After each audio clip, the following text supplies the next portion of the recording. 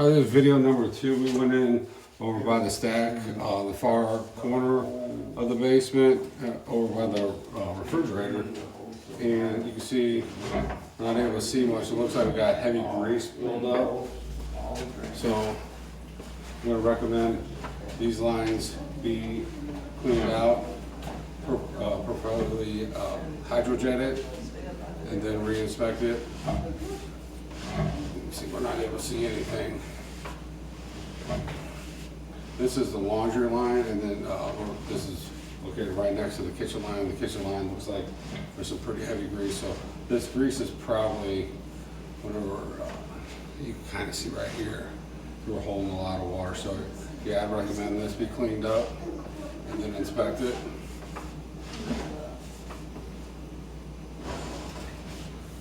All right.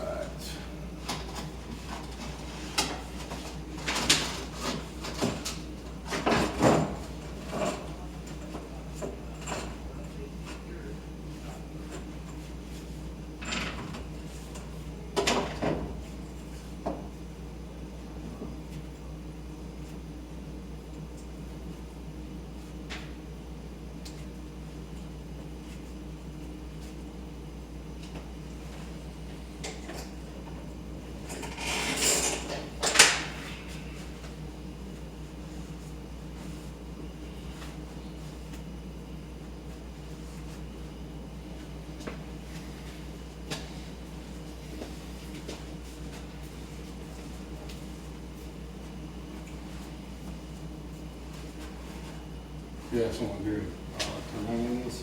Yeah. Who do you have? American termite. Allen. He's out of Belleville. He's been doing them for me for. So he does Illinois and Missouri. Yeah.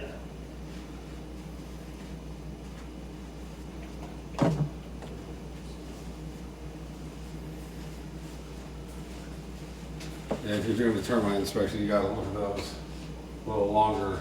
I gotta sit there, someone pays me to do that. Really look up there, poke at them. Oh yeah. It slows me down for sure. Yeah, like if you do everything, how long does that take you? I mean, this sewer probably adds 30. Termite probably adds. I mean, yesterday was 4.5 hours. And they don't get mad at you about that? The listing agents aren't like, hey, my clients need to come home now. I think I've had one so far. Dude, I used to always get complaints about taking too long. I'm like, How long do you typically take on site?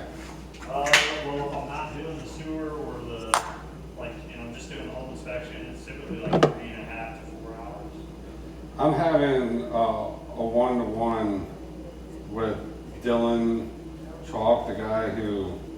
Oh, yeah. Did you listen to my podcast? The one I just put out yesterday? No. Oh, because KC Bartley was talking about him. Because I guess he does Zooms for scribe people. Yeah, I mean, I've Zoomed with him. I Zoomed with him when I first signed up.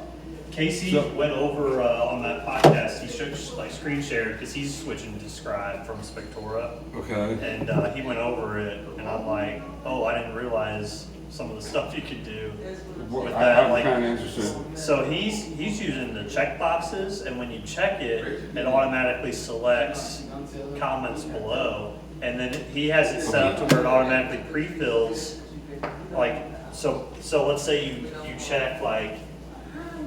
Let's say you're doing like siding and you hit like AMSB checkbox because that's the type of siding, and it'll automatically show up the most common defects, like selected comments. So then you could just hit those instead of having to go searching for them or scrolling for them. That's got to take a lot of time. He says it's taking a ton of time to set up, but he says it's going to save him so much time. And that's kind of what I've been looking for, is something like that, because I use checkboxes. But I'm waiting for Billy's. If Billy's doesn't pan out, I'll probably check out Scribe there. So I'm sitting down with Dylan on Saturday, and I'm going to have him, I'm going to go through it with one of my reports, show him kind of like my process, how I do it, and get pointers from him to help speed up my. Maybe Maybe it'll show you that what Casey's doing, because that would save a ton of time for me at least, not having to search for stuff.